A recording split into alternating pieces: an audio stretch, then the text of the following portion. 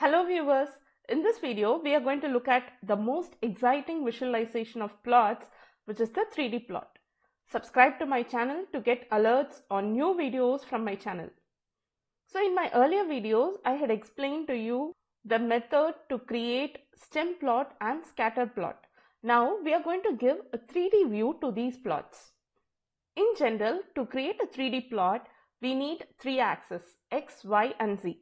And in this example of 3D stem plot creation, I'm going to have 3 arrays for X, Y and Z.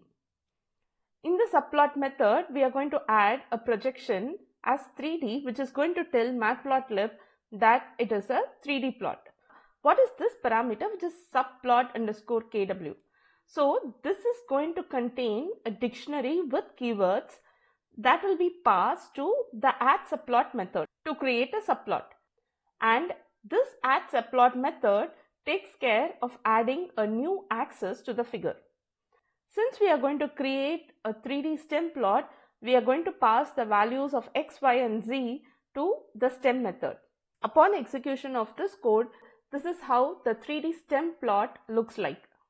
3D scatter plot can also be created using the code snippet with only one change, where instead of calling the stem method, we'll call the scatter method by passing all the 3 axis values to it.